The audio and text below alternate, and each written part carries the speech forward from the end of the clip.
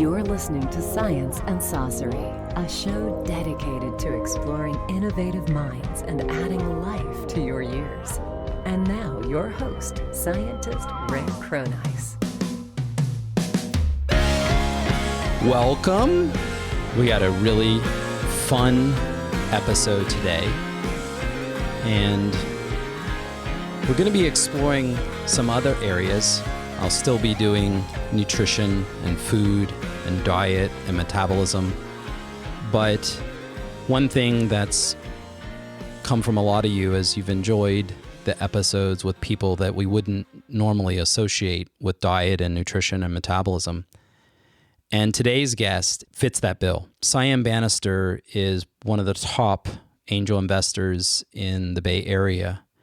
And when you hear her story, you're going to be amazed. I hope we get into enough of the background to realize that she's a great example of a person that really started with nothing, actually started in a very negative space and ended up through perseverance and curiosity and drive to just knock down so many doors. And in Cyan's incredible career, she's invested in, SpaceX and Uber and Open Door and Postmates. I mean, just an incredible portfolio. And Cyan's been very important in my personal life because she's invested in things that I've started. She's been a great mentor, taught me a lot about business, a lot about success and how these startup companies work. But mostly it's because of her just infectious enthusiasm about new ideas. And it's really special to have one of these people in your life. And I feel so grateful that I have many of them. And I like to share that with as many people as I possibly can, because I think in the end, we are the sum of the people we meet along the way. And so let's bring in Cyan today. Cyan, welcome to Science and Saucery. Hello. How are you today? I am wonderful. I'm so excited to finally have you on. I know. You've been going wanting through, to do this for a while. Yes, and you've been going through all this crazy stuff. You've got a podcast of your own now. You've been working on a book. You've just been busy. Yes. But you know me. I love just keeping myself busy and doing lots of things. Right. So I want to go back a few years to us meeting through our mutual friend, Penn Jillette, and you going through weight loss. And I want to give everybody sort of a background of how you ended up being one of these top angel investors in San Francisco, because you didn't take the normal route there. And then along the way, I want to talk a little bit about some of the things we discussed when I was actually coaching you, when you were losing weight. But tell us a little bit about your background and how you ended up here. I was on my own from age 15, and that's because I became a ward of the state in Arizona. And what that means is basically the state becomes your parent. And so I had to figure out pretty quickly how to live on my own and how to make ends meet. And prior to that, I was homeless. So, that's kind of where the whole story starts. I mean, I don't know exactly what to tell. I know you love the story of me spare changing and selling necklaces. Yeah, well, I think the point here is that in terms of the adversity that you had to overcome, but more importantly, that you got stuck in the situation where you had to make things work. And I think, these are the kinds of years where, I think mine or some of the other ones I know are, going through the bratty teens where, just not having a friend come over or whatever is their worry. And I just can't imagine you living, under a bridge or living places out in it was in Tempe, right? You were in Tempe then? Yeah, when I was homeless, it was in Tempe, Arizona. Also in Flagstaff. Yeah. I don't know if you're familiar with Flagstaff. But yes. Yeah. I know where the Whole Foods is there because every time I've ever gone to the Grand Canyon, I go there first and then I We go up. we didn't have Whole Foods I know back you then, didn't. though. And especially this wasn't your big concern when you were homeless. So talk a little bit about this, about, every single day and how this ended up impacting you long term. Yeah, I mean, when I was homeless the first time, I was 13, and you can't get a job when you're 13 years old. No one will hire you. Right. And so, that was the toughest part, was trying to figure out how to make any kind of money so that I could survive and feed myself. And, there was a lot of things that I did where, I would go to friends' houses, raid their refrigerator. They would hide me under their bed, sneak me food, Yeah. There's soup kitchens, which are open sometimes. And then, there are churches that I would shower at that would also give me food. But basically, I had like this long checklist of things that I could try out to see if, there was fruit literally there. Um, but, as I got older, I was able to, get a little more crafty than I was when I was younger. Right. And so I would do things like, go to these book donation centers where people were throwing out books and clothes and things like that. And then I would gather them up and then go to other bookstores and sell them, or take clothes to Buffalo Exchange and make money that way. And eventually someone taught me how to make necklaces. And so these hemp necklaces. Mm-hmm. And so I started making hemp necklaces and selling them. I would just go to coffee shops and walk around and, peddle my necklaces to people. And that was really great because it was the first time that, like, rather than trying to scrounge up 25 cents here, 50 cents here, like I was making, $20, which, is pretty life changing. Because prior to that, like if I could just get $1, I could get a bagel, and some cream cheese. Right. Um, I love but, hearing that. Every time you tell me this part, it makes me smile.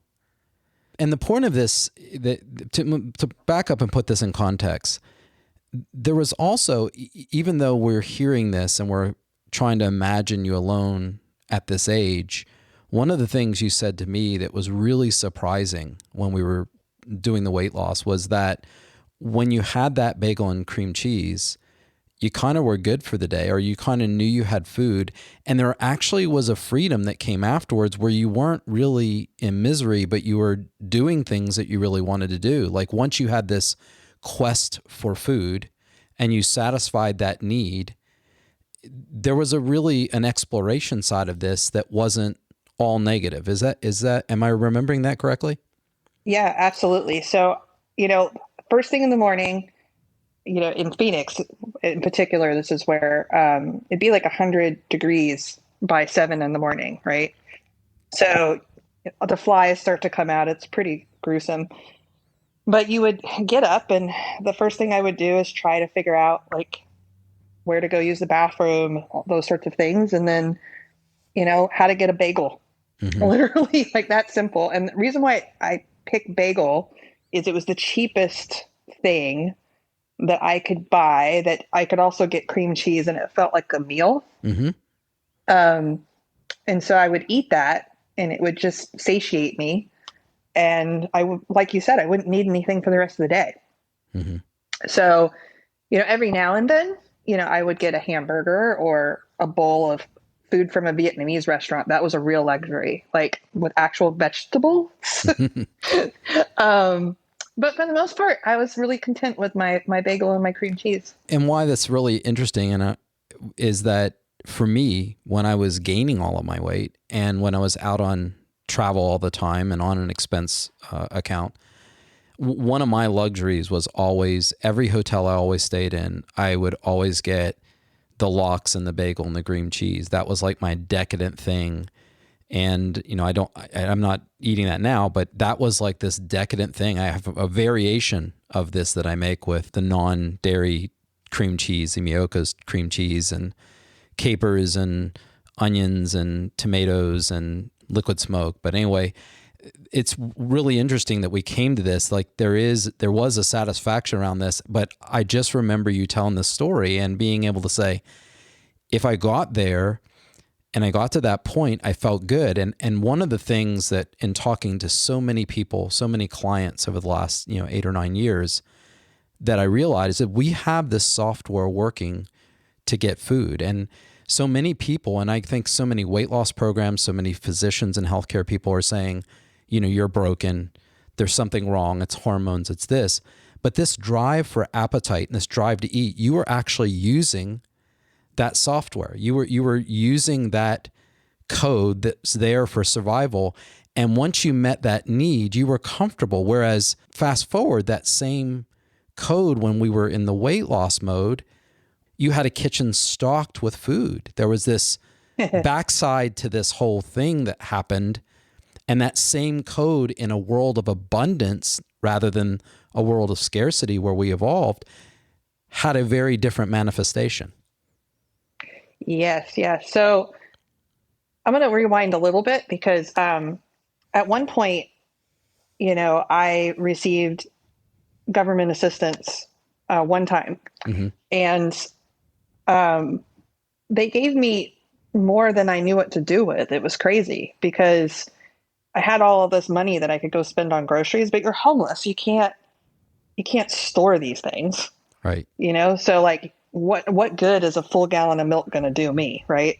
So, it was kind of ridiculous because they would give me I think like $175, $200, to go spend on food. But it was just ridiculous because all I needed was $1 a day, like $1.50 a day. And that was it.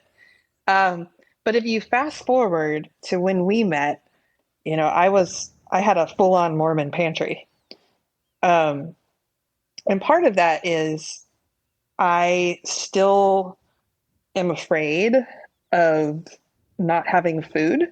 Mm-hmm. And it's just left over from that period of time in my life. And then I always want to feed everybody. Right. So, when people come over, like my fridge is full, my pantry is full, and I literally don't feel safe if my fridge and pantry are not full. Yeah. So it's a survival thing. Right. Isn't it an interesting juxtaposition that same software can have two completely different outcomes only based on access? Mm-hmm. It's just really interesting that it means that. And I think it's important because ultimately, we're all, any of us who have gained weight in our lifetime, we're just running that program. And that program is something that I don't think anyone ever gets rid of. I mean, I don't think you can eliminate it. I don't think it goes away. I think it's there. It can be managed like lots of other habits can be managed, but I don't know that it ever completely vanishes. Mm-hmm. I would agree with that. Yeah. So, now you're homeless, you've got your bagel, you're making hemp necklaces. How in the heck did you become one of the leading angel investors in the Bay Area? That is a crazy leap. It is a crazy leap. Yeah. So along the way, I learned how to silk screen t-shirts, and I listened to 1970s, 80s British punk rock music. And the great thing about British punk rock music is because they were over in the UK, they didn't have a really good distribution system for making shirts to sell into the US at that time. Oh. So they were super rare, right? So a lot of the punk rock kids would just make their own shirts. So, we would silk screen or spray paint our own shirts. Well, I got pretty good at silk screening, so I started churning out these shirts and patches, and I'm sure you've all seen these punk kids that hang around and they're on the street and they're dirty, on Haight Street or in New York or wherever. I'm sure you've seen them. I was one of those kids. Wow. And so I started selling these shirts on consignment. So basically I would show up to record stores and I would drop off inventory, and then they would sell it for me and they would take a cut and then give me some. Well, one day I was sitting on a street corner and this guy walks by with something on that I made. So he was wearing this full, neck to toe jumpsuit. And on the back was a patch that I had made that he'd sewn onto his back. And so I said, "Hey, you, come here." He turns around and he's like, "What?" And I'm like, "I made that." And I was really proud of it, because it was the first time I'd ever seen a customer, out there. And there was just something really cool about that. Mm-hmm. And this guy, it was really funny because he was very skeptical of my claim, because I'm this like filthy punk rock kid sitting on a sidewalk. And he's like, "Oh yeah, prove it." So I said, "Well, you either bought it at, and I rattled off the stores that I sell from." And he's like, okay, fair enough. He's like, "Yeah, I guess you made this." And I was like, "I sure did." And he's like, he sat down and he was like, "You seem pretty cool. My mom has a sign shop. She makes vinyl. She has a vinyl plotter and she makes vinyl signs. And you should come over since you're in silk screening. You guys would get along." And he gave me his phone number.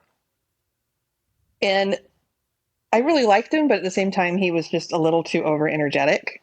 Right. So a little too eager for me to make signs with him. So I didn't call him. And I regret that. I really wish I had, but I guess everything happens the way it does, right? Many, many months went by and I'm at a coffee shop and I see this guy hunched over a glowing machine. And this is in a period of time where like people couldn't afford laptops. They were so expensive. Right. What year would this have been? 94. Yeah. Probably 94, the Toshiba 95. World days. Yeah, exactly. And so he's 17 years old, I think, at the time, or 16. And he's like hunched over this laptop, and I am just mesmerized. And it's that guy. It's the guy on the street with my patch. And so I go over and I'm like, "You," because I forgot his name. And he's like, "You." I'm like, "What is that?" And he's like, "It's a laptop." And I'm like, "Well, what can it do?" And he's like, "Oh, let me show you." He was so excited that I wanted to know, right? So he starts showing me everything. He starts showing me this artwork that's on the computer, like this anime stuff, which was really low resolution back then, but it looked great, because you have nothing to compare it to. He also had like ASCII art. And so he starts talking about getting online. And I was like, "Oh, I've heard about this. Like, can you get me online?" And he's like, "Sure. We have to go someplace to dial up." So we ended up like going and finding a place to plug in his laptop. And I remember hearing the modem for the first time and it blew my mind, Ray. I mean, I was just like, you could feel the magic. I was like, wait, I'm connected to everyone sound, in the world. That sound in the background, it's just yeah. I remember every single time in the AOL CompuServe days, it was just incredible. It's an incredible sound.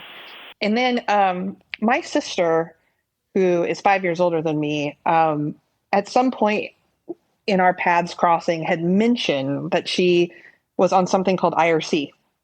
And I had lost touch with my sister and couldn't find her. And so I said, "Do you think you could get me on IRC? My sister claims to have been on or was on this thing, and I'd like to find her." And he was like, "Sure, whatever. Yeah." So he set up this IRC client and I get on IRC, and believe it or not, within an hour, I find my sister who I'd lost for many years. I was hooked. I don't know how else to describe it. It was just hooked. I was like, this is my future. I don't care what it is, but it has something to do with this computer and being online. Yes, because this is early. This is basically early iMessage. If you think about it, it was in terms of messaging, and we were doing it on a VAX VMS when we were at NASA. Years earlier. It was a command called finger, and you would finger. Yeah, you finger. You would finger somebody at Caltech or at MIT, and then you would get them on, and we actually had phone. It was called phone, and you could actually chat back and forth. And in fact, there was also a program that came out early on in one of the early Macs, but I don't remember what year it would have been, but it was called See You, See Me. And it was one of the very first video conferencing. It was a small little thumbnail size thing. Do you remember that? I don't. Yeah. So, but No. anyway, so you're talking with her sister on this, and you find her. Hmm. Yeah, I find her and she's shocked because I think it was the least place she expected me to be. Right. So at this point, everybody assumed that I was on a fast path to nowhere and was probably in a ditch somewhere. So, me appearing online was the last thing that anyone thought was going to happen. Um, After that, I started hanging out with Chris all the time, and we were pretty much Chris is the inseparable. computer guy in the Yeah, shop. he's the computer guy. He is still a dear friend of mine. I spoke to him yesterday, Oh, and we have had an amazing life together as friends. Um, but what was remarkable about Chris was that he didn't. I'll back up a little bit. So a lot of people always ask me, like, you're in a male-dominated field. What's it like being a woman, being in this space? And I have to say, I feel I was incredibly blessed. I have not experienced the things that other people have because I had someone like Chris, right? And Chris basically didn't think for a moment that I wasn't capable of doing things. mm-hmm. He talked to me as if I knew everything already. And then if I didn't, I would ask, and he's like, oh, no problem. And he would break it down and he would whiteboard things out for me. Um, he would explain things to me. He was just so excited that I was curious and wanted to learn anything at all. And he spent the time and the effort to teach me. He also invited me to these parties, which, like nerd parties, Right. where we would have LAN parties where there'd be computers on the floor and, people would be drinking and we'd stay up all night, like learning about Unix, good Yes. times. Um, No, so, I remember these days because we were all doing the same thing, and the people that you're surrounded by, and I don't want to let that comment slide by too much.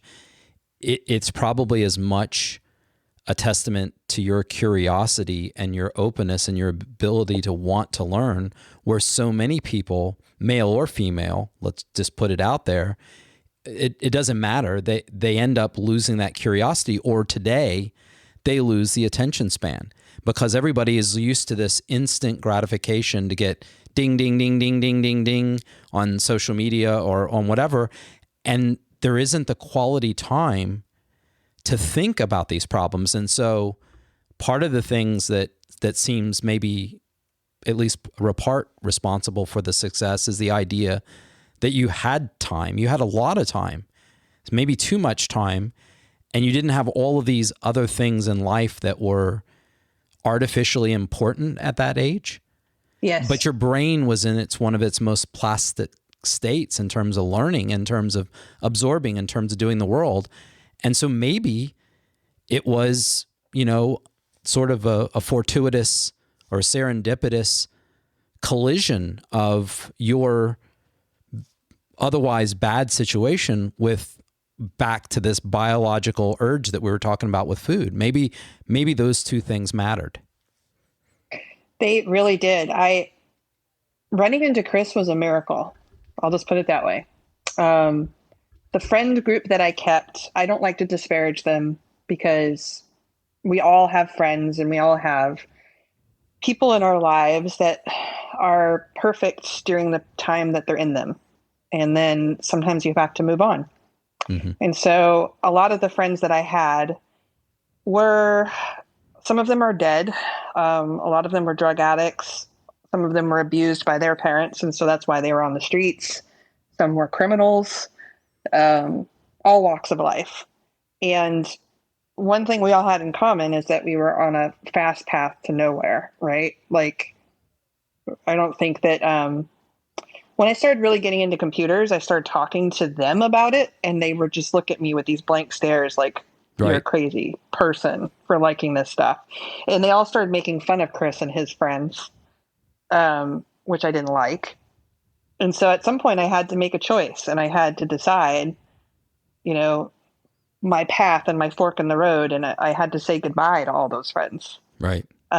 Because I decided to just jump in, into the deep with all of these computer nerds and hackers. Yeah, and this is important for everyone. I mean, there are points in your life where you have to say, I've got this old toxic kind of situation that I'm in, and I need to move to something new. But a lot of times people, just like crack, the mouse with the hitting the little wheel, they go back for that same validation over and over and over again. And they don't escape. They don't reach that intellectual or emotional escape velocity, and they become a slave to the old life because it's easy. Mm-hmm. I mean, just with diet, what we say all the time, until the new diet is equally convenient, familiar, and enjoyable to the one that caused the problem, you don't have a choice. One or more of those will dominate your plate. And so just like food, I believe this stuff travels along that same kind of trajectory. I mean, at least it makes sense. We could be totally making it up, but I think it's reasonable. It's a reasonable hypothesis. Mm-hmm. Absolutely. Yeah, I think, some people, once you get older and you have kids, these things become way more complicated. But when you're young, you have so many options. Mm-hmm. Even if you're poor and destitute like me, you still have a lot of options. Especially if you're able-bodied. Like I obviously was not disabled, wasn't chronically ill, was in fairly good health. So I had all those things on my side, but I would argue that a lot of people at that age do. And we don't really take advantage of it to the best of our ability. But for me, I had to take advantage of it. I didn't have a choice, right? Well, you're the ultimate of unstructured time. So many children don't get unstructured time when they're young, and that causes big issues when they're older because they always need to be entertained. And this becomes an issue. And having that unstructured time, I mean, again, you're maybe an example of extreme, but you're also an example of extreme success too. So one can't discount that there may have been some causal relationship there. We don't know for sure, but that unstructured time is very important. And that's what we're really talking about. Mm-hmm. Yeah. So one, it was having a really good friend circle, being around people who were curious every day. And when you would see them, they just lit up because they learned something new. Right. Or they were working on something new, or they met someone new. Like that was just addictive. And so, and they're still like that today. Like I hang out with Chris and he's like, oh my God, come check out my forklift. I just put in this new sidewall in my house. I just did this. I just did that. He's always up to something, like that's one thing I can say about him is he has not changed in that regard. And it's just really beautiful. Yeah. And so, I wanted to spend every moment of my life with these friends, and I did for a long time. Eventually I got a job working in the computer world. And it was Chris and a friend of mine, Brian's suggestion. So I was working at a, fire sprinkler place where the fire sprinklers you have up above your head. Yeah. So I was working one of those places where they put those in. And I started out as kind of an admin assistant, and then I started getting bored of my job and started doing other things. So one of the things I started taking over just because I had free time, you can't answer the phone all the time, right? So I started organizing the warehouse and building them a database to manage their inventory because it was all done by sight and by paper. And they really, honestly, didn't have any idea what was in there. Right. So the reason why I did this was because part of my job was the foreman would call me and they'd say, I need, 6 pipes and this, that, and other, and these many heads. And I needed to be able to tell them whether we had that in the shop or not. Yeah. Because otherwise I'd have to put down the phone, walk out to the shop, look through the bins. And I just wanted to be able to do it at my keyboard. So I did that. That was a lot of fun. And eventually they started letting me go out to the job sites, and they gave me the company truck, which was a lot of fun. I accidentally drove it onto a tarmac once. But before 9/11, you could do that. Now you get shot. now you'll be shot. Yeah. That was a fun day. That was a really fun day. So it's all fun and games till the 737 comes in on short final.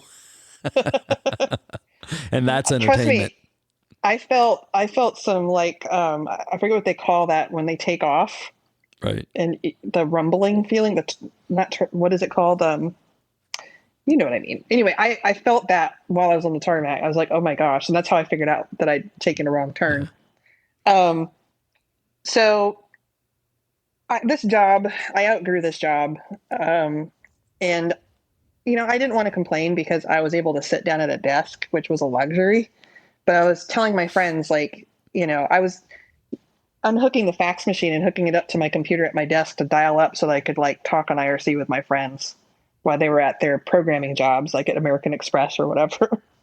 And finally, one of them encouraged me to work in the tech industry. They were like, you really shouldn't be doing that. You should really do stuff with computers because you clearly love them. And I was like, well, I don't know how to do that. Like, I don't know where to start. Um, and Chris and Brian and a bunch of my friends simulated an internet service provider where I was the call center and they would call me and lob problems at me. And I would pretend to answer the calls. And so they trained me how to be a customer support rep for dial up. Oh, that's cool. It was really cool. Where do you live at this point? I don't think. Oh, I live in Scottsdale, Arizona. Okay, so you're still in Arizona at this point. Yeah. Okay. Yeah. And so then I started looking for job openings. Back then it was a newspaper. So you have to like pull out the newspaper.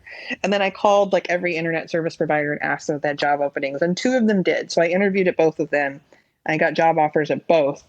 And I went from making like $8 an hour to 12. And I got to tell you, that was life changing. Like that amount of income allowed me to travel for the first time, to take vacations, to eat out now and then, because before this I couldn't really eat out. I couldn't go out and have a dinner. That was a luxury. So it allowed me to even maybe buy some clothes every now and then. So it was like such a huge jump for me from 8 to 12. And 8 by itself was a feat because minimum wage at the time was way lower than that. So I was making about 2x minimum wage at the time.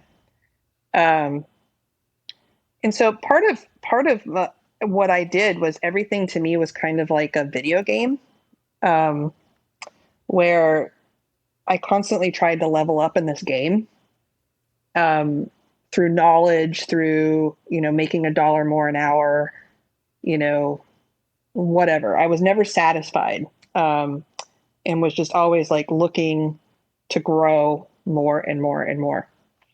So I worked at this ISP for a long time. I don't know if I told you the story about how I got my first sysadmin job. Have I told you about that? Well, tell us. All right. It's a fun story. So at some point I became complacent. We all become complacent, right, Ray? Mm-hmm. And I'm sitting at my desk and I'm deciding to register domain names. So at the time, domains were free and you could register as many as you wanted. I remember those days. Yeah, but at some point they started became sending $35 bills. a piece. More systems, remember? or whatever it was. I can't remember the people that had those original original registrars. Network Solutions or something Network like that. Solutions, Yeah. So they started out at $100, Ray. So I started receiving, like, I'm not joking, garbage sacks full of bills being delivered to my office. And my coworkers were just like, what on earth is going on? I'm like, it's all the domains I registered. I had so many domains. Like each one of these domains would probably be worth ridiculous amounts of money if I were able to hold on to them. But I wasn't. I had to let most of them lapse because where was I going to come up with $100, Yep. right? So I kept a couple, but most of them I had to let go. And my boss came over to me one day and he says, there's two guys that own this place. There's a guy who was legally blind and another guy. And so this guy comes over to me and he plops this book down in front of me. And he was like, you're way too smart to be registering domains all day. Like, why don't you learn something useful? And so back then you registered domains on the command line. Right. So I was like, how do you know what I'm doing? Are you spying on me? You know? And he was like, well, if you read that book, you'll figure it out. And I was like, what do you mean? And he's like, you'll figure out how I know what you're up to on that computer. And I was like, what a jerk, right? So I was just like, I don't want anything to do with this book. Like, what does he know? Stupid adult. Anyway, so I tossed the book over and it collects dust for a long time. But one day it was a really slow call day and I was going to register more domains or do something like that. I don't remember what I was doing, but I decided to open up the book and started reading it. And I got about like 15 pages into it, and there was really amazing. One page changed my life. One page. And basically the page was talking about root permissions on a Unix machine. Right. And the thing that really stuck out to me was, first of all, it was like, if you have root, you can do great damage and harm. You know, you need to be sure to be responsible and careful, and that there's ways to get around causing this harm by using a regular account and only using root for very specific things. And so then it gave an example of a mishandling of root, which was a script that is owned by root that can be run by someone who, as sudo, Right. so that they have one-time privileges to be able to use the script. If you escape out of it, you get the root shell, not your shell. So you become root. It's called a shell escape. And so I was like, that's fascinating. I want to try this. And I was like, what is the tool? What is a tool that we have that most likely is run as root? And I was like, well, we changed passwords with this script that my boss gave me for our dial-up users.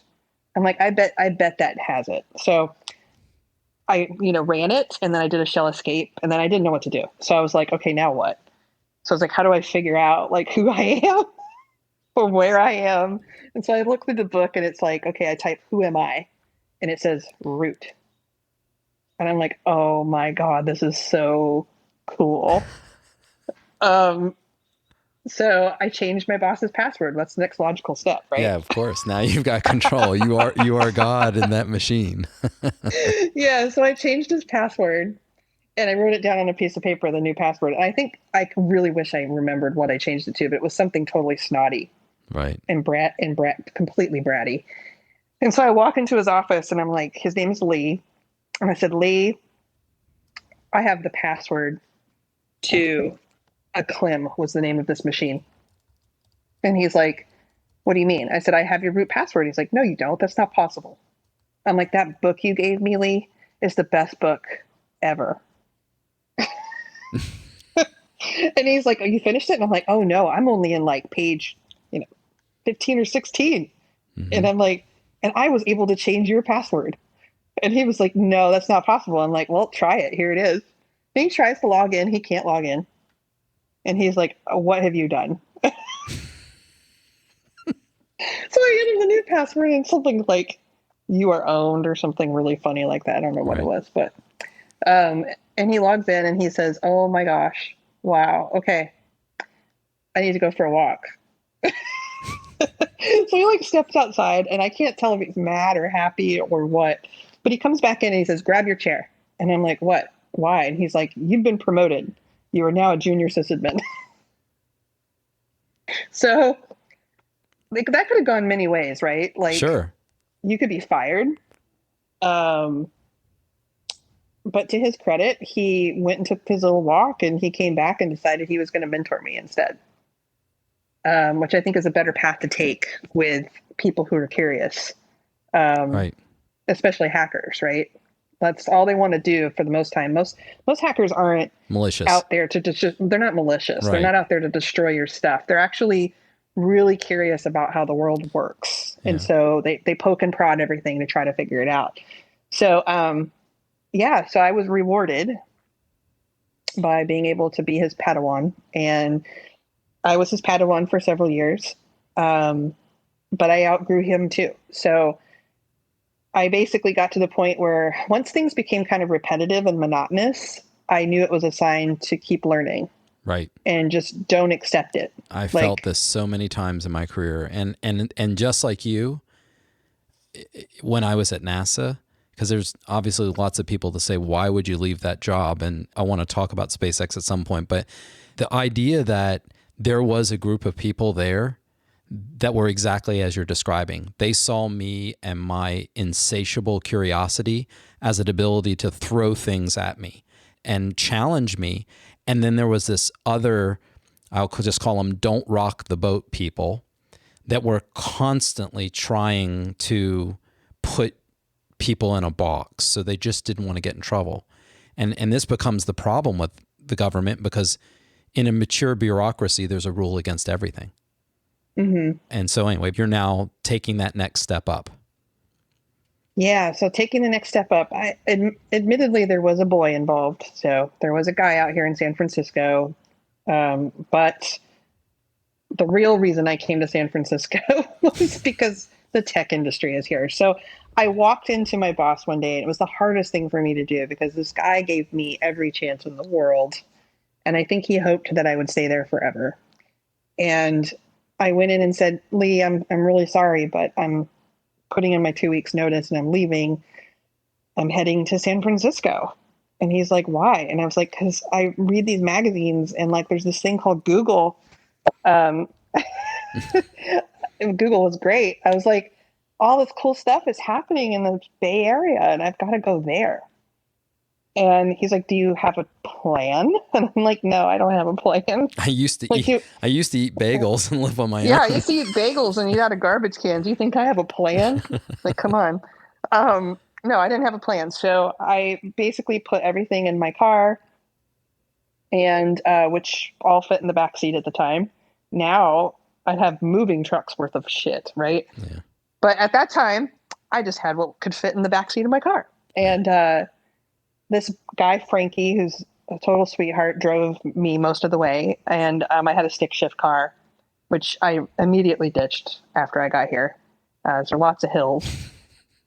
And I found a job almost immediately off Craigslist. Craigslist wasn't available in Arizona at the time. Mm-hmm. It's everywhere now. But people told me online on IRC, when you get here, go to Craigslist because all your dreams will be answered.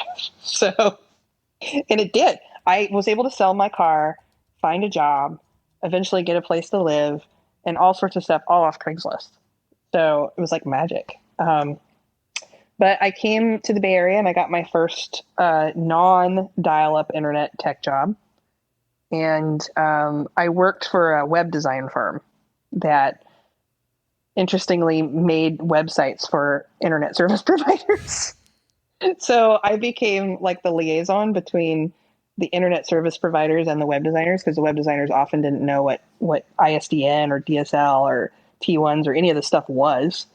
And so I had to explain to them in their artist minds what these things were, and then they would illustrate all of the stuff. So it was a fun job. But one day they evaporated because they sold the company, and they expected us to go work down in like Milpitas or something like that. But I didn't move to the Bay Area to work in a place that looks just like Phoenix. Right. So I ended up going back to work at ISPs again for a while. And, then I ended up working at a startup for the first time, which was a place called MBCI. I don't know if you remember that, but it's also called snap.com or zoom.com, spelled XOOM. And then the whole .com explosion happened, where waves and waves and waves of people were being laid off. And I think that I had an advantage during that time. Zoom was, it was like PayPal though, wasn't it? Or No. So another Zoom was started after that. Was started by Kevin Hartz. Oh yeah, that's what I'm thinking. Yeah, no, this Zoom.com was a file sharing site. Okay. And it was owned by NBC, and maybe they sold the domain or gave the domain to Kevin. I'm not sure. It's a small world, so maybe it was just like a friend transfer. But Yeah. So I think that my being homeless actually helped me survive this period because a lot of my friends, and they might be listening to this, and I apologize in advance to them, but they weren't as resilient. Hmm. Um, they had degrees in computer science or they had been engineers for so many years and they'd made a certain salary. And so they had this kind of construct in their mind that like, I'm worth more than this and I will not accept less. Right. Where as for me, I'm like, I'll scrub toilets. I don't give a crap. Like, Well, whatever. that's it. Odd that you use that example, but we'll come back to that. Miss, I don't like to um, clean bathrooms, but we'll I come back to know that. I don't like to clean bathrooms See, at I all. read, don't I? I We'll come back hate to that. cleaning bathrooms, but if it means surviving, I'll clean Right. a bathroom. Yeah. Um, And you better believe. also that it's also this idea that a person expands to fill their space. And so the idea of just getting by and saying, look, if the bills are paid and you've got something to eat and you've got a place to live, really and truthfully, this concept that you've got to make all of this money or whatever, that is actually, it's really a chain. It's a chain, and it traps you, because I did the most creative work in my life after losing a company and after just having that peace and quiet and getting up every day and not responding to emails every day and not responding to texts. I just got to read. I would have never done what I've done in food and nutrition and metabolism had I immediately gone and tried to expand my life back to where it was. I retracted and lived off the minimum I could do. And I just read. I fed my mind, and I haven't really thought about it that way, but compared to what you were doing, that is exactly what happened to me, 12 years ago. And it forced me into the most creative point in my life. I was able to have clarity, wake up every day and have my coffee and just read these old books and Mhm. go through and do research. And it didn't have an end. I didn't know I was going to help people lose weight. I didn't know, Penn was going to need me or that you were going to come along or any of this stuff. I just needed to get through the day and I just needed to learn. And I didn't know where it was going, but I knew that there was a contradiction. My health was here and I needed to change it over here. And what people were saying didn't make sense. It wasn't working. And I was a scientist enough to know that it wasn't because of my implementation or execution. It just simply wasn't working the way they said it should. Mhm. So anyway, back to that point is you had this flexibility to retract when things got tough with the .coms. Yeah, basically, I every single day there was streets lined up with U-Hauls. People were leaving.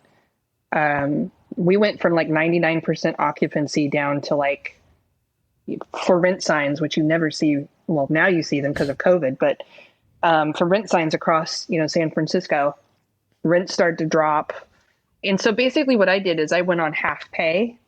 Um, and I started working at a nonprofit doing work that was really difficult and, but very rewarding at the same time. And it was work that a lot of people wouldn't have done. And so what I was doing was teaching um, a welfare to work program that was sponsored by Cisco. And I was teaching women who, had been in prison, released from prison for a variety of different reasons, teaching them networking skills. Now, what was really challenging about this was that these women didn't even know how to type. Some of them didn't know how to read. And so where do you start with that when you're trying to route packets on the internet? Like, how do you get from, I don't know how to read and I don't know how to type to understanding binary and, IP addresses and routing internet traffic? Right. But two of them got there. It is possible. So to watch these women like struggle and, I really, it was one of the hardest things I've ever done, Ray. Like I would come in and you'd hear these horrible stories, like horrible. Like every single woman in my class, every single one had been literally raped or gang raped. Every single one. Mm-hmm. I have never been raped. And I'm sure I was in lots of situations where it might have or could have happened, being on the streets. But, part of hanging with my punk rock crowd was I was pretty protected by them. We were kind of like a gang. But I couldn't believe it. Like, we started out the class going around telling stories and giving our backgrounds, and every single woman in my class. And it really put my life into perspective. Like, if you think your life is hard, someone has a much harder life. Right. So it's so easy to spiral inward. And I know I've done it on more than one occasion in my life. And I have to stop and say, I have this most amazing network of friends and people and talents, but it's so hard in that moment to not see past that, because emotionally it feels exactly the same way. And this is the same thing when people are making the transitions with food and diet. It feels like you're giving up everything. It feels like there's nothing left to eat. Right. Yeah, and these women taught me so much about myself. There were like forms that they had to fill out, and one of the forms was that they had to tell me what crimes they committed as being part of the class. Ugh. Yeah. Some of the crimes they should have never been in jail for, as you can imagine. So some of them were like, possession of marijuana. But there was this one woman, I'll never forget it. Her page, she ran out of room. And she's like, I don't have any more room on this piece of paper to write down all the things I've done. Like, can you get me some more paper? And I was like, she was so sweet and so nice. And I sat down with her and I was looking at it, and it was like aggravated assault, battery, robbery, check fraud. Like, the list just went on and on and on. And I was amazed with her, like, candor with me.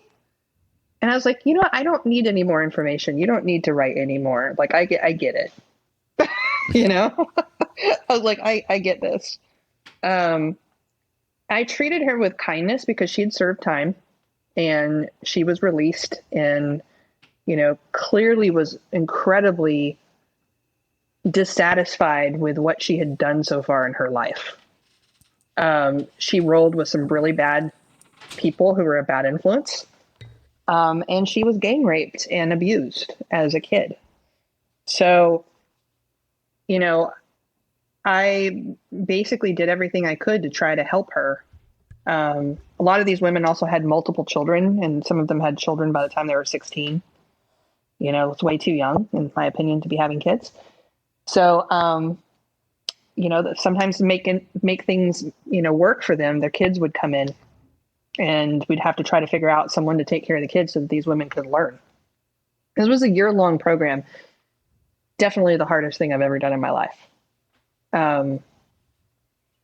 Probably the proudest thing I've ever done as well. I'm more proud of that 1 year than probably much else I've ever done in my life, to be honest with you.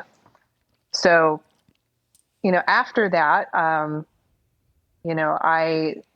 got a job working for an email service provider. It's kind of like an ISP, except they do email services. And that led me to Ironport, which gets me to the investing part of the story. So basically, Ironport sold to Cisco. And then I had a windfall of money for the first time in my life, and I didn't know what to do with it. And, I was with my husband at the time, still am. And he had sold his company when he was 18. And so he'd been angel investing since he was 18.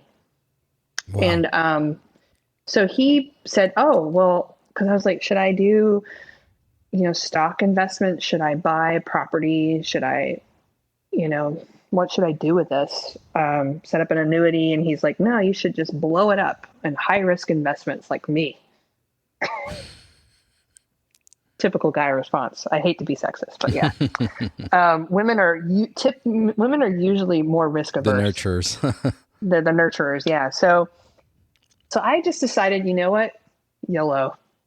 My first check was into SpaceX. So you said you want to talk about SpaceX. I I knew knew you would end nothing. here, which is good. I knew you would get to this with this part because it's kind of fun. It's also another intersection of our lives. Yeah, so I knew nothing about rocket ships, Ray. I still don't. Right. And That's not my world. But I had this friend, Barney Pell. I don't know if you know Yes, I Barney know or Barney. not. Yeah, of course I know Barney. Okay. Okay. So Barney is a dear friend of mine, and Luke Nosek, who's on Mm-hmm. the board of SpaceX, was a dear friend of Elon's. And a bunch of my friends worked with Elon in the past. And so they all said, you know, we don't think you can go wrong with this. Elon has a big mission. If you're going to if you want a binary outcome, like this is it.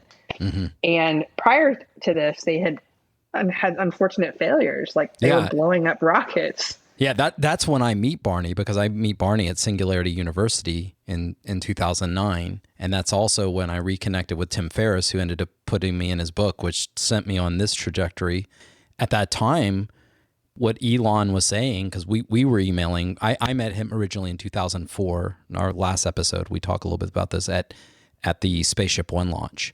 And so when these, like the X Prize comes up, the people that win aren't always the ones that are first to sort of monetize, because all the people spend money on the prize, but only one person wins the prize, but all the other technology is developed along the way.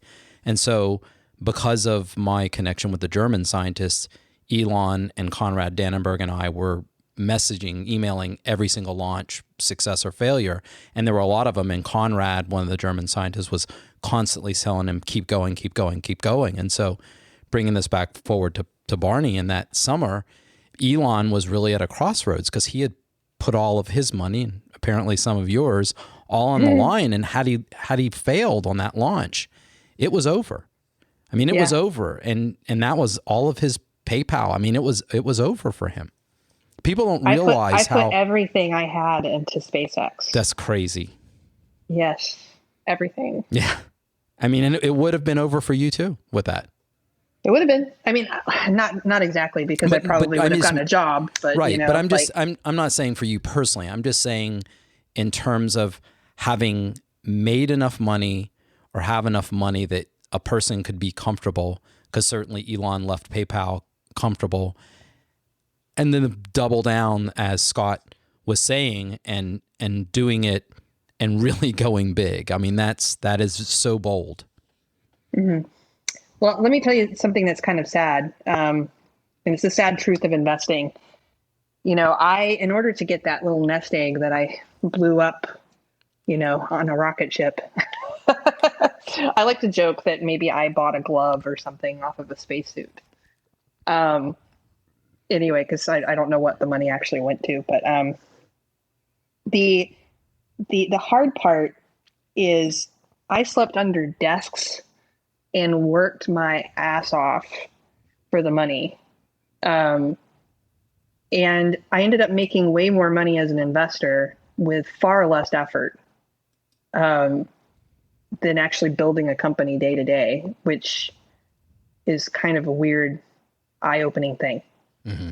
Because I remember thinking that was a lot of money, and then I would start making these investments, and suddenly I started getting returns, and I was like, wait a second, I didn't have to break out in hives and sleep under my desk and, right, nearly die for this. I know. So, it's investing in these tiny little crazy startup ideas like Uber. Mm-hmm. Tell us a list of some of those companies that people might know that ended up being part of your portfolio along the way. So SpaceX, Uber, Thumbtack, which I'm not sure if you're familiar with, but it's worth more than $1 billion at this point. Pokemon Go, Niantic, Carta, which used to be called eShares. If you run a business and you do any sort of cap table management or share management, Carta's a really great platform for that. Gosh. I mean, there's many, many more. I know. There's so many. And so Postmates. Yes. And so where you are now,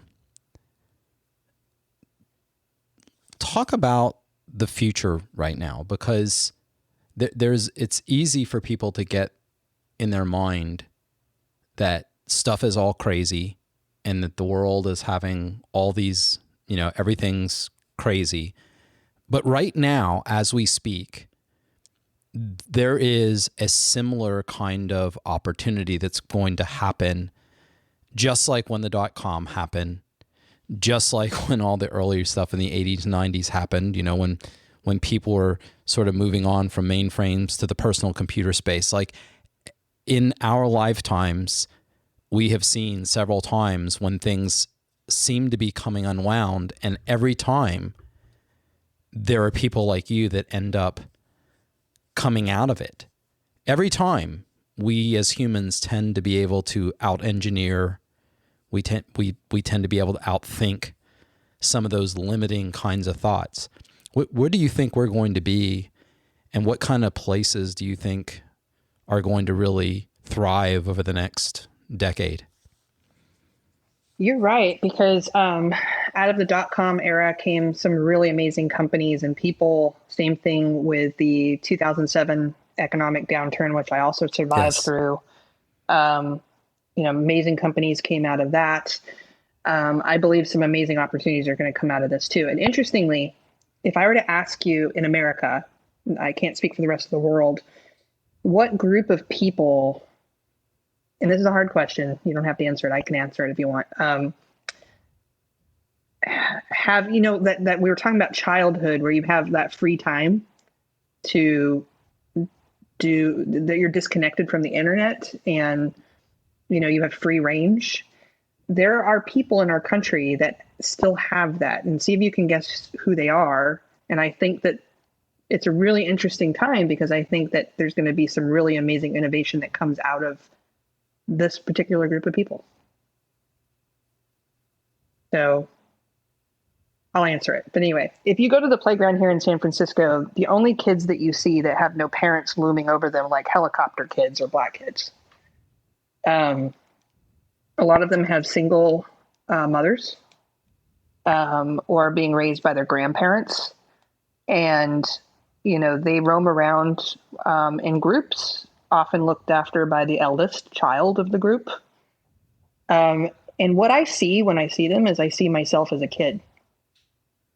And we look at that as hardship, but at the same time, it's also kind of precious, because we've lost that. We're losing it every day. Like every single minute is accounted for. Every single minute, is accounted for. And got to clear the inbox, got to do this, got to respond, got to do this. And it just becomes so busy that you essentially schedule success out of your life. Yeah, so a lot of kids are coddled, but these kids are not coddled. These kids have grit.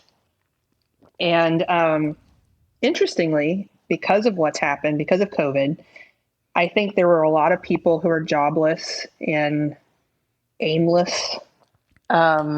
Jobless with no other skill set.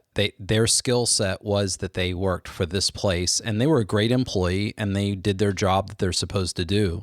But none of the bagel hunting skills, let's just put it right there, none of the bagel hunting skills are there. Right. These none kids of the curiosity. have it, though. Yeah. A lot of them have it. They don't have opportunity is the real issue. I think that the interesting part of the Black Lives Matter stuff that's happening is I think that opportunity is suddenly going to appear. And I've been talking to some people, and they're like, oh my gosh, all these funds and all these people want to suddenly give money to my community that was never existed before, that was impossible to get. And they're like, and if we screw this up, it's on us. And I think that there's going to be some really gritty, like, amazing entrepreneurs that come out of that, out of all of this because of it. So I think some of those kids on the playground are going to be rock stars. In terms of what is going to come out, and not just who might be the ones that are in the best position to take advantage of it, what do you see? I mean, do you also, I'll just throw a couple out there. I mean, things like restaurants being reinvented, what just happened where people suddenly were trying to take their menu and put their menu online, but there's this opportunity to do so much more. And I mean, I know you've had investment in that. In fact, we all talked about that, years ago.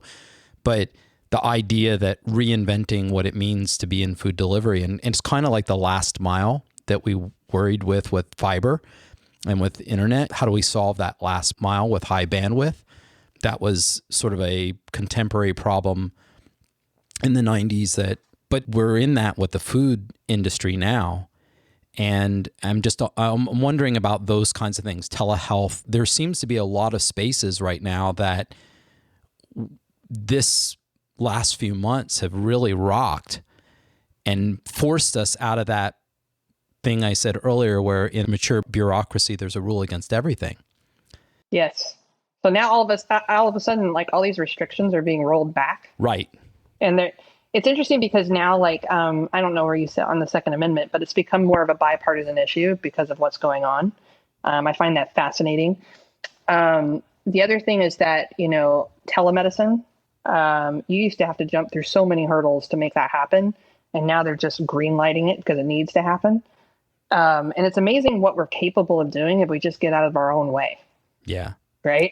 So, I mean, when I look at what we've been able to do, it's amazing how many clients are just now finishing that sort of went through it there. And they had a different kind of struggle because normally it's how do I interact with all my friends and family constantly being in this food space. But since everybody was home, there was this real new resurgence around cooking. So even when you started, there was this trepidation or hesitation about just the time.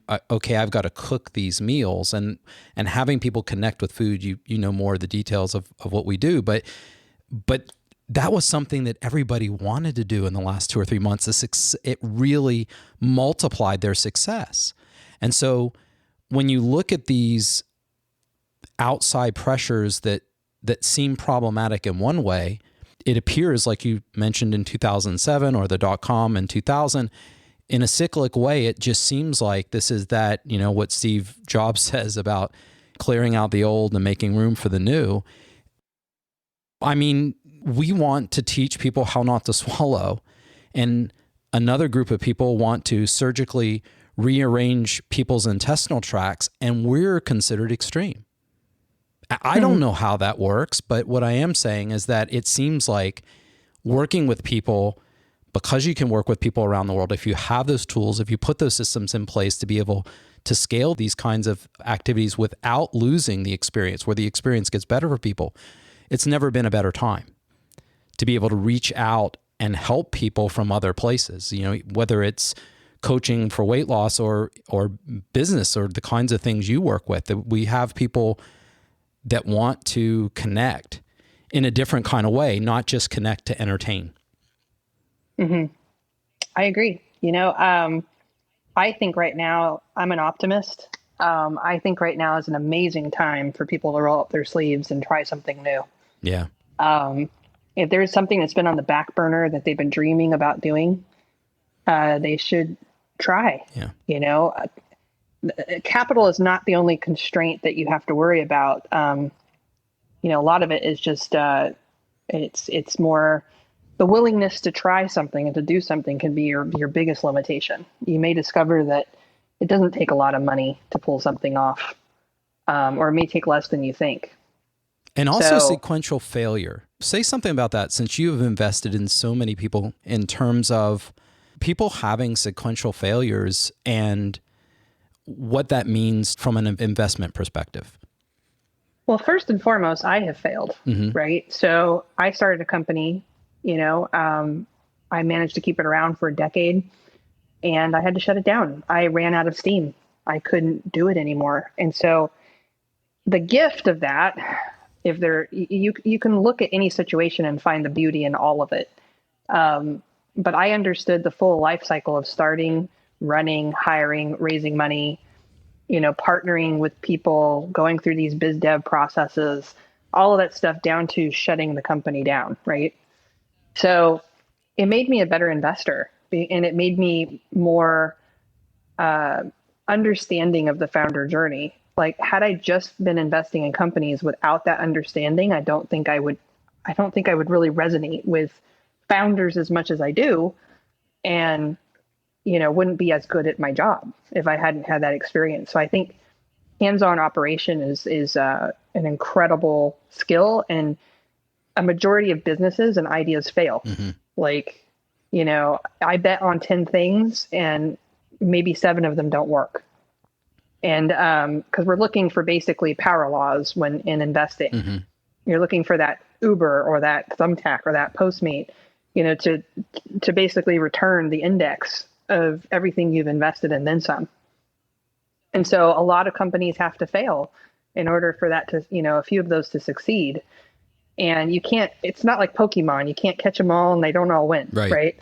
So, and also the ones that succeed, for the people that are in them, often feel like they're just at the verge of failing before they succeed. I mean, everybody comes around when the Dragon crew capsule is launching, or when you've got a Tesla on the end as a payload with a mannequin playing David Bowie. Like, everybody gets to celebrate that, but they don't know or don't realize often that when you're in the midst of it doing it, it often feels like fail after fail after fail, even internal to these companies, so that grit to keep going. And, I'm obviously, you can do it to a fault, but what I'm saying is that it's not just, I had a great idea and boom, I did my IPO and everything's great. Yeah, no, normally it's not. Like, if you look at the story of Zappos, I think they almost ran out of money and failed 8 times before they sold to Amazon. So usually they call it the overnight success story. So no one hears about you for 10 years and then all of a sudden you figure it out. We basically celebrate these businesses that have hockey stick growth that happens rapidly because they get lightning in a bottle, but it's literally lightning in a bottle. Most companies that are incredibly valuable started out as something else. If you look at Twitter, it was something else. Slack was something else. PayPal was something else. Arguably, Facebook was something else. And what happens is an entrepreneur who is flexible figures out what the market needs and what they need to be working on, and adapts to that, and sometimes has to change the whole business, and sometimes learns these hard lessons through failure, right? So it's okay to fail. I think the only time we learn is when we're wrong. Exactly. You can't learn something you already know. Exactly. So. Yeah. So we're wrong a lot of the time, and that's okay. People are afraid to be wrong, but I think you should embrace it. And also, in terms of investing, you've recently gone back sort of to your roots of angel from sort of a longer strategy. Can you talk a little bit about that? The difference in those two things as an investor? So, I have this, I told you, I play life kind of like a video game, and getting asked to go work at Founders Fund was like a dream come true. I remember that call. Because I idolize those guys, right? Yeah. I look up to them so much. And, being told that it was based on my own track record and my own experience and my own merits, that's what I'd been working for my whole life, right? And so it wasn't because I was a diversity hire. It wasn't, it was because I did the work and I had the results and I was being recognized for it. And it was just such an honor.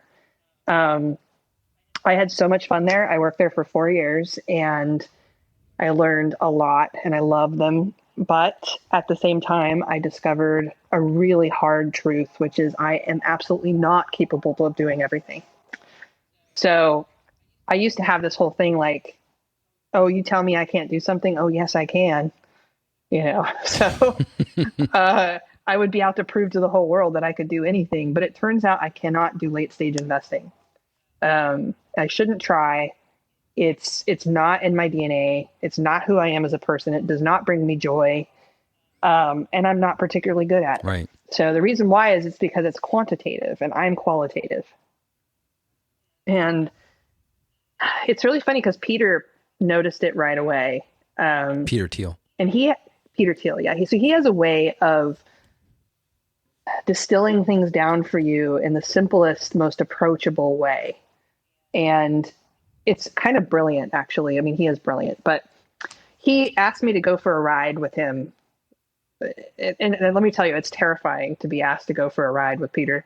Like, we were at this meeting, and after the meeting, he's like, Cyan, get in the car with me. Let's go for a ride. I'm like, oh, God. So we get in the car, and he's just giving me a ride back to the office because he didn't want me to walk, but he also wanted to talk to me about something. And he didn't say very much, but what he said was really, really powerful, because that's Peter. He said, Cyan, I have one thing to tell you, and that is you are really, really good at I feel and not good at all at I know. And I need you to get better at I know. And that was it. Wow. So then he dropped me off, and then there was this awkward moment because he's a famous guy who's rich, who has people who are after him, you know. So he like had this weird moment where like he got out of the car first, and the security like took him into his building, and then he wanted the driver to literally drive me 100 feet to take me to my door. And I was like, Peter, I can get out and I can walk with my feet, you know. Different worlds, right? But I really just went and thought about that for the longest time, and he is so right. I'm not good at I know, and I don't know that I ever will be. Right. So, and I think that's okay. I think it's okay to admit sometimes what you're incapable of doing. It was really hard for me to do it, to be honest. Mm-hmm. I also didn't want to put in the time. I didn't want to learn, you know, become a spreadsheet jockey. I didn't want to do it. And I have a lot of respect for the people that do, like the people that worked at Founders Fund, like Napoleon and Matthias and our quants and the later stage team. They're really good at what they do and they really love it. But if you don't love it, it's not for you. So it's also really cutthroat in a lot of ways. Like you deploy a lot of money, and if for some reason a company isn't performing well, it's considered, you know, a loss and you're supposed to move on. But it hurts so bad. Imagine losing $10 million, right? I've done that. Yeah. I've lost money too, and it's aching even at a fraction of that. You just feel awful in that moment. Yeah. Yeah. And it's not my money, but it doesn't matter. Like people entrusted me with it. Yes. And, you know, I invested in a company, HQ Trivia, which had this meteoric rise. It's the perfect venture story if you think about it. I really, truly believed, I felt, it goes back to the feel versus know, in my heart that this was going to be the next, you know, frontier of entertainment. And I don't think I was wrong in that regard, but I think there was a lot of questions that I had in my mind that I probably should have trusted my better judgment on and not done the investment. But it wasn't great for my career, you know? So what happened to them in the end was catastrophic. I don't know. It was kind of like a perfect storm, but unfortunately there's been a couple other perfect storms too. Now that there's COVID-19, I can't even imagine what's happening to my portfolio over there. Yeah. You know, things that you thought were impossible, like Airbnb, you know, that was a sure win, and now it's not, right? Uber, Lyft. So, you know, I also watched my net worth take a huge impact because of COVID and the stock market and the political landscape. And how I deal with it is the same way I dealt with things when I was homeless. You know, I don't sit there and watch the stock market. I don't sit there and obsess over Uber. I'm just grateful and thankful that I have anything at all. Yeah. So, but I can't tell you how much money I've lost in the last 6 months. It's a lot. One mistake I think a lot of people make that have never had money is they don't recognize that, you know, the $100 is $100, whether you're wealthy or not. The value of it is still the same. Now, you know, as you get closer and closer to meeting your monthly bills or meeting that, how you spend those $100 can be very shaky in terms of, there's a sort of an emotional bond there, but there's this idea that if there's a lot of money, that somehow the money isn't worth as much, or it's trivial. And I think, maybe that's true for people who just sort of walk into it. There are some of the, I don't know, overnight wealthy people that maybe lucked into that stuff, because there are people that, the society just decides to throw a bunch of money at it once, and they don't know how to manage it because they didn't come from your background. But it's painful to watch, to watch something like that happen, or to feel it happening for real. I mean, it's awful. And especially something you work so hard to create and then immediately have it crash and say, oh no, you got to get up day after day after day thinking about it and say, I've got to rebuild this. I got to rebuild this. I can't stop.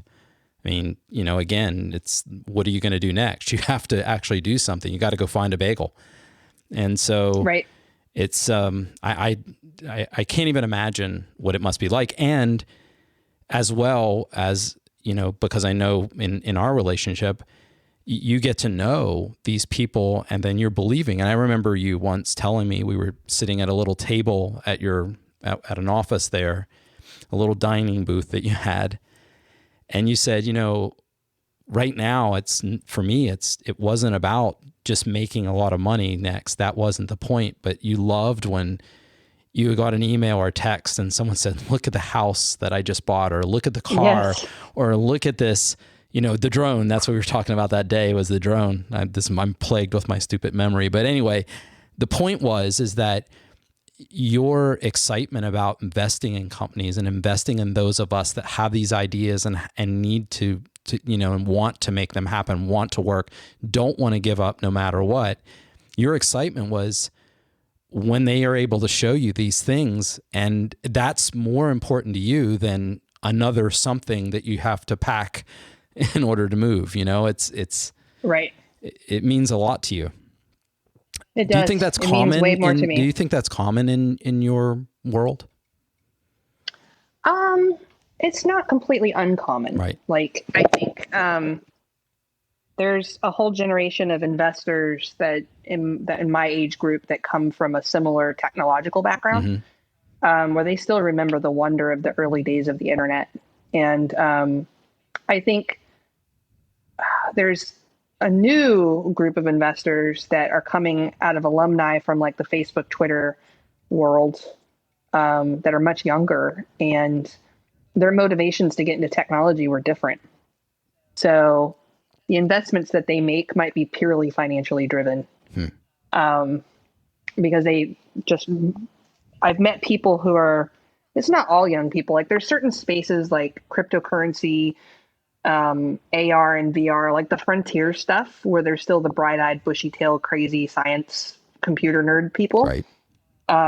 But the rest of the more established industries, you've got the more financial people who are in it for that reason only. And they're not particularly passionate about the problem they're solving. Right. Which I find is a shame. I think it's a real shame. I think you should love what you're doing. And it's interesting because we'll bring this back to Penn Jillette. So Penn sent me an email. He's kind of like Peter. He also says really profound things that really get you thinking, right? I'm sure you've experienced it with him. Yes. On more than one occasion. Him and Teller both. Well, one time I was reading something about the Wachowskis, and the Wachowski sisters basically said, this was before they transitioned. They're brothers at the time. They're sisters. Maybe they were all sisters, always sisters. I don't know. But they basically said, if you do what you love, you'll never work another day again in your life. So I made the assumption, and I don't know if they've said that they coined that or if someone else did and they just took it. I have no idea. But I read it and I was really touched by it. And so I wrote to Penn and assumed that Penn must love his job so much that he doesn't really think of it as work, right? I just made this assumption about him. Because I've always looked to him as somebody who's like doing their dream. And he wrote back this really profound thing about how there's really amazing people in the world who hate their jobs and don't love them. And it's just fine. Like, you don't have to love your job. And he basically broke that whole argument up into that it was kind of a weird and stupid thing to want. You know what I mean? And he's like, but certainly if you aren't happy, you should quit your job and you should go do what makes you happy. And so I did. I literally got that email and I resigned from my job because of him. I mean, because of those words. Like, I was just like, he's so right. So you won't believe, sitting on my desk, because I've been going through a lot of things over the last couple of weeks. So sitting on my desk is an email from August 20th, 1995. Now, this is just after Alexia is born, my oldest daughter, and I'm on family medical leave from NASA. And at that time, Tim Jennison, Teller, Penn, everybody was working on me to go out and do something private because they said, and I knew that in the future, NASA wouldn't be building spaceships. I mean, it was clear to me at that point that it wouldn't go on. But this was the email that I got at my NASA, cronice at ssl.msfc.nasa.gov from CompuServe, from Teller. And he said, my words of wisdom, you have one life, figure out the bottom line, the worst case scenario. If the worst that can happen is something you can live with, dare to do what the muses are telling you to do. I hedged my bet when getting into showbiz. I took a year's leave of absence from teaching. If, after a year, I had been starving in an alley, I could have gone back. I knew in a week I'd never do it. I'm betting you are plenty employable, and it's generally so much more fun to work in the private sector than for the government. Teller. Mm-hmm. And they did it to me too. It took me 5 years. You know, I punched out in 1999, but it took me a while to get out of that. And I could have never envisioned, sort of to bring this to a poetic ending, I could have never envisioned what we had started back then. That's also the year that we started the X Prize. I could have never envisioned that us doing that really did save the U.S. space program in many ways. I couldn't have envisioned the things that were coming on with Elon, with PayPal, and eventually you and everybody investing. And then to see what happened just a few weeks ago with the first private rocket and crew capsule to launch. And Elon isn't, he used NASA's resources as for sure, but he can go into space as a private citizen. And that was mine and Peter Diamandis and Byron Lichtenberg's. That was our dream. That's why we started Zero G. Although everybody knows me about weight loss, it was weightless that drove me to do this. You just want to be weightless. Yeah, exactly. I wanted to float and I wanted to do it. I got to spend, 2 days in my life, 30 seconds at a time, floating around in a plane. And now, 15 or 20,000 people have flown on our plane. And so, bringing this full circle, it's amazing to me that these kinds of people are able to move us, whether it's Penn writing you that email and the ones he's written to me as well, or Teller. It's just amazing to see people paying forward, because I don't like the term giving back, because I don't think you took anything, and I don't think Penn or Teller took anything. I love that they pay forward and push innovation. And I want to interview with Science and Saucery and move us in a different place and be able to interview a lot of people that are innovative thinkers, because it's amazing to see that so much out there is possible. And most of the time it's, like Bert talked about in last episode, it's that confidence and nonsense when you want to innovate. If you don't know, you can do it. And you are pushing forward, that's where a lot of the real innovations come from, because it's so easy to talk yourself out of it. It's so easy to go back and retreat back to the comfort levels. And that doesn't mean that, like you said, most of the time, probably people are statistically going to fail, but you're probably never going to do anything innovative if you've got to stay in that comfort zone. That's true. And I don't think that Penn, like if I were to call him up and be like, hey, you really changed my life, he'd be like, oh, really? Did I? I had no idea, right? Like he doesn't know that he's No. doing this, I don't think. It's just who he is. Hmm. And, you know, he saw this conversation that I was having and I was going down this route of like, basically I was just like, I don't love what I do. So I'm not going to be happy with my life because, I read this Wachowski quote and he's like, there's plenty of people. He's like, a majority of the people in the world don't like their jobs. Um, and a lot of them are happy in life. And he's like, but if you have the ability, just kind of like what Teller said, if you have the ability Hmm. to walk out that door and leave and go do what you really love, then you should be doing that. Well, you always have the ability, but you have to take that chance, and it does mean that there is a risk. And so I agree that there's certain people that aren't as risk averse, but this is exactly what you and I were talking about walking your son to school one day, was when we were comparing our two situations. And I said, you have nothing but time if you want to take it. All of these other things that you're doing at the moment, you can retrench those things and focus on something you're really passionate love about. I've got to hustle a little bit more because I was closer to that, making ends meet threshold, but getting the bagel. I think that in both of our cases, and what we both talked about sitting there over coffee that day, was that the idea that we do have that ability to do it, but it's not always easy. It's not always easy to go against what status quo is, or go against what a lot of people around you think, to take those kinds of risks. Yeah, I was unhappy with my job for a variety of reasons, and I really wanted to start a company. And the company I wanted to start was really bizarre. I wanted to explore pinup photography. Right. And so it was Penn that actually pushed me over the cliff. He was like, and I'm sure he has no memory of it.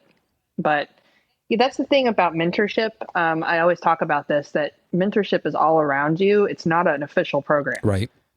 Surround yourself with people that are amazing, that are great storytellers, that have really, truly lived a life. And you will learn from them just by being in the same room. And if you listen carefully, I don't know how you feel about John McAfee, but we interviewed him for my podcast recently, and it was profound. At least the first half of it. The second half, have you listened to it? Okay.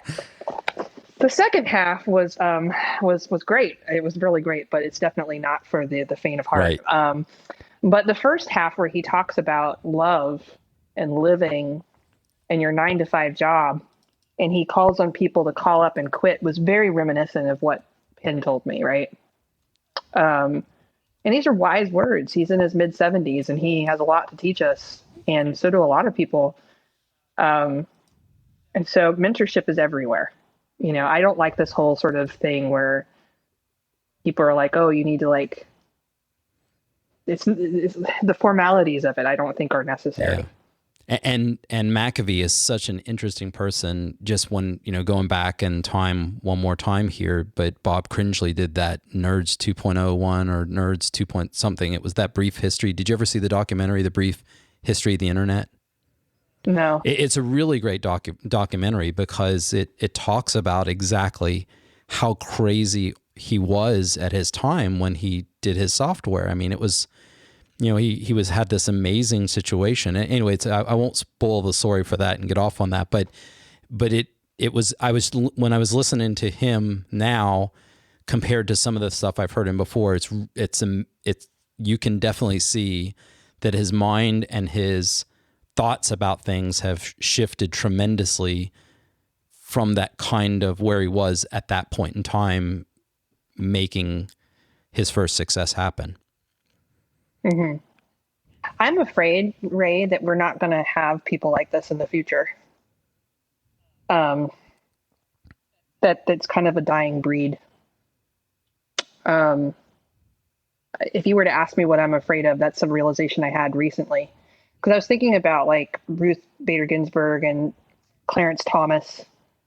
And if you watch their biographies, which I recommend everybody watch, they come from true hardship. Right. Like Ruth could not go to law school and study law because she was female.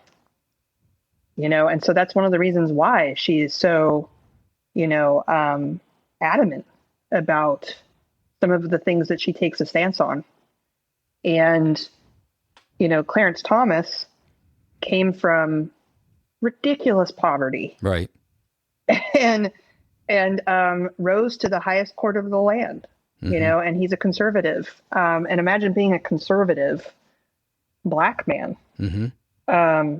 That's hard, like incredibly hard. Yeah. So, but both of those people have something in common, and same thing with John, and same thing with Penn, and, Tim Jennison, and you, and a bunch of other people, is individuality. Like the ability to be an individual and not to fall into collectivist, thinking. Yeah. They are truly remarkable human beings. And I think part of it is because of hardship, You know what? And I'm going to say this. I believe I'm going to push back, and I'm going to say, I spent, many months of my life in the last 2 or 3 years in Thailand and China, and a lot of places where people really don't have anything.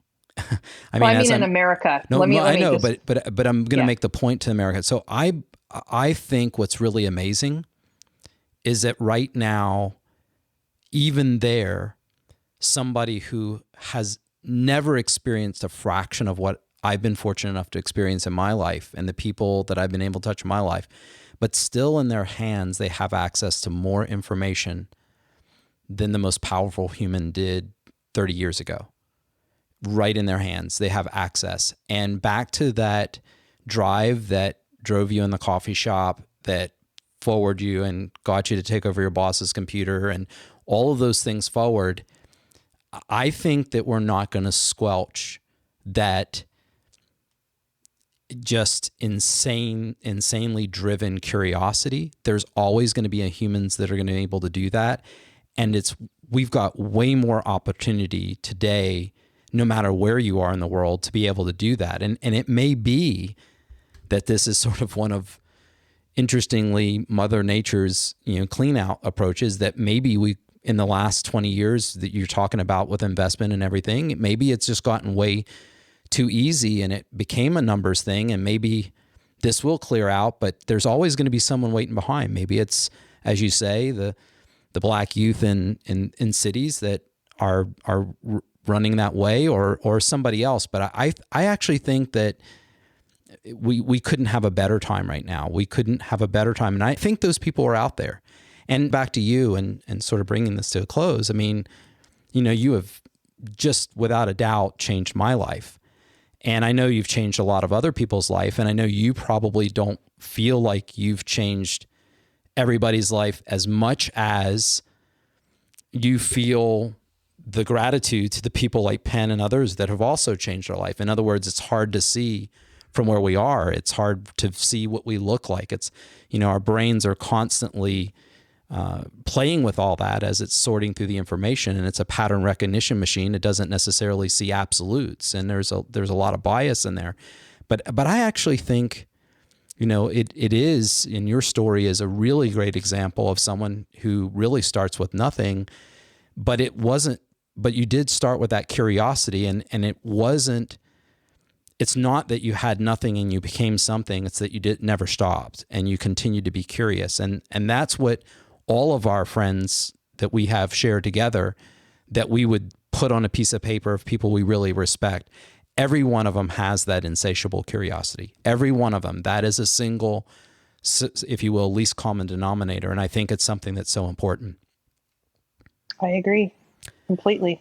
Well, thank you so much for hanging out with me today. And thank you, Ray. It is exciting to be able to do this. I can't wait for the next chapter. We're still going to be doing some amazing things together. And so your podcast is Cancel Podcast with Cyan Banister on iTunes and all the normal places you find it. People can follow you on Twitter as Scientist. I love that name, cyan, like the color scientist. And you've been working on a book at uglyduckling.substack.com. Thank you so much. I really appreciate you on with us today. Well, I'm honored to be on. So thank you so much, Ray. It means a lot to me. Thank you. What an inspiration and perseverance success story. It's always the food for your mind and body, so keep eating right. Thank you for listening to Science and Saucer. For more details about the content in today's show or to contact Ray, please visit us at healthspansolution.com.